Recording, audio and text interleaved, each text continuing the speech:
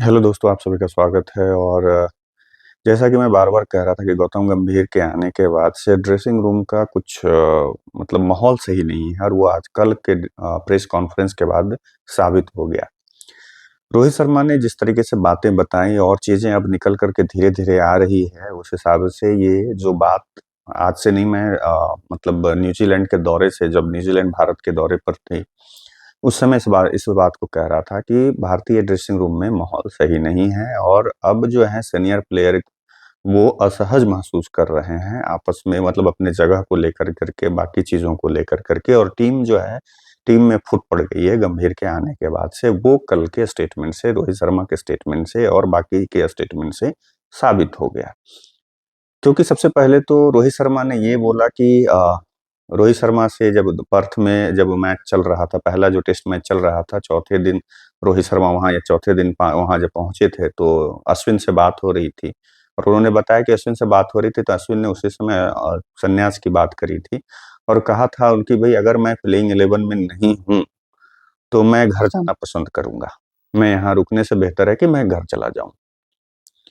तब मैंने उन्हें पिंक बॉल टेस्ट के लिए उन्हें कन्विंस किया और वो पिंक बॉल टेस्ट में खेले, लेकिन फिर इस मैच में वो नहीं थे और उनका वो फैसला है कि अब वो रिटायरमेंट ले रहे हैं। इसके बाद उन्होंने ये भी कहा कि अब आगे वाले जो 2 टेस्ट हैं, मेलबर्न में हैं और फिर जो सिडनी में 2 टेस्ट अभी खेले जाने हैं, उन 2 टेस्ट में क्या प्लेइंग 11 होगा ये पता नहीं। ये भारतीय टेस्ट टीम का कप्तान कह रहा है कि पता नहीं। मतलब यानी कि टीम चयन पे भारतीय कप्तान का, इसे कल पता समझ में आ रहा है कि रोहित शर्मा क्लूलेस कप्तानी क्यों कर रहे हैं। रोहित शर्मा वहाँ पे फील्ड में अकेले मतलब क्यों पड़े, मतलब दिखते हैं कि वो वहाँ पे अलग-थलग पड़े दिखते हैं वहाँ पे, क्यों? कल के उनके स्टेटमेंट से समझ में आया कि टेस्ट टीम के कप्तान हैं, भारतीय टीम के कप्तान हैं और उनको पता ही नहीं है कि प्लेइंग 11 क्या रह सकता है। जबकि सुनील गावस्कर जैसे महान बल्लेबाज, महान क्रिकेटर कह रहे हैं कि मेलबर्न में और सिडनी में तो हम लोग भी जानते हैं, मेलबर्न का उतना नहीं पता था। लेकिन सुनील गावस्कर कह रहे हैं कि मेलबर्न में और सिडनी में स्पिनरों को मदद मिलती है। उस स्थिति में नीतीश कुमार रेड्डी को बाहर करके 2 स्पिनरों के साथ भारतीय टीम को वहाँ पे खेलना चाहिए। ये सुनील गावस्कर का कहना है। सुनील गावस्कर कल बहुत भड़के हुए थे इनके रिटायरमेंट पे। अश्विन को भी उन्होंने खरी-खोटी सुनाई कि अभी रिटायर नहीं होना चाहिए था 20 सीरीज से। और सभी क्रिकेटरों का मानना है, सभी भारतीय क्रिकेट फैन का मानना था कि रविचंद्रन अश्विन एक महान खिलाड़ी और उनको एक फेयरवेल मिलना चाहिए था। इंडिया में आकर के उनको फेयरवेल मैच मिलना चाहिए था। या नहीं तो वहीं मिल रहा, विदेश में ही ठीक है, अभी इंडिया में शायद 8-10 महीने अभी टेस्ट होने में है, तो कम से कम बाहर में ही ये सब भारतीय क्रिकेट फैन्स को पता होना चाहिए था कि ये आखिरी टेस्ट है उनका। हमेशा से ये भारत में ऐसा ही होता आया है। इक्का-दुक्का को अगर छोड़ दें, मतलब प्लेयरों को, तो कभी ये नहीं कि बड़े प्लेयरों को, जैसे वीरेंद्र सहवाग हो गए, ज़हीर खान हो गए, हरभजन सिंह हो गए, महेंद्र सिंह धोनी हो गए, वीवीएस लक्ष्मण हो गए, अभी उस कड़ी में रविचंद्रन अश्विन का नाम जुड़ गया। कभी भी इन लोगों को, चाहे कपिल देव की ही बात कर लें, कि जिस सम्मान के साथ इन लोगों को विदाई मिलनी चाहिए थी, वो उस सम्मान के साथ नहीं मिली। अगर मिली थोड़ी बहुत तो थोड़ी बहुत नहीं, सचिन तेंदुलकर को तो बहुत अच्छी मिली, राहुल द्रविड़ को, अनिल कुंबले को और सौरव गांगुली को, इन लोगों को थोड़ी बहुत मिली, बाकी इन प्लेयरों को नहीं मिली। आपको विश्व कप, 2-2 विश्व कप जिताने वाले युवराज सिंह को वो नहीं मिला।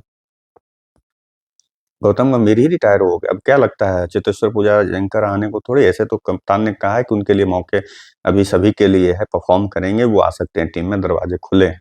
लेकिन जिस तरीके से रोहित शर्मा अपनी बात कर रहे थे, रोहित शर्मा खुद अपने लिए एश्योर्ड नहीं है कि वो आगे खेल सकते हैं या नहीं खेल सकते। वहां पे भी प्रेस कॉन्फ्रेंस में वो क्लूलेस दिख रहे थे, वो टेंस दिख रहे थे। और इतना ही नहीं, अब जैसा एक न्यूज़ में पढ़ने से पता चल रहा है कि भारतीय टीम मैने मतलब जो यहाँ पे बीसीसीआई का कोई एक मेंबर है, जो कि नाम ना छापने की शर्त पे बताया है कि अश्विन ने यही कहा था कि अगर आप वहाँ हमें प्लेइंग 11 में नहीं खिलाएँगे तो मेरा सिलेक्शन ना करें, मैं वहाँ नहीं जाऊँगा, मैं यहीं पे संन्यास लेता हूँ। क्योंकि वो उनके मन में संन्यास के प्रति न्यूज़ीलैंड के ही दौरे से शुरू हो गई थी। तो उनका ये कहना था कि अगर आप ये चीज़, क्योंकि न्यूज़ीलैंड का दौरा चल रहे थे, दौरे में ही वहाँ के लिए टीम घोषित हो गई थी। तो अगर उस समय ऐसा होता तो वो आखिरी टेस्ट में वो संन्यास बढ़िया से यहीं अपने घरेलू मैदान पे ले लेते। अपने देश में लेते, अपने दर्शकों के बीच में लेते।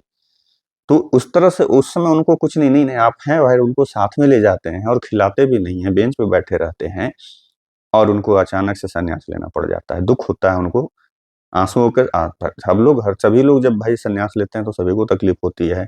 लेकिन जिस तरीके से अश्विन ने इस चीज़ को मतलब सरेआम करते हुए गए कि भारतीय ड्रेसिंग रूम में कुछ अच्छा नहीं चल रहा है।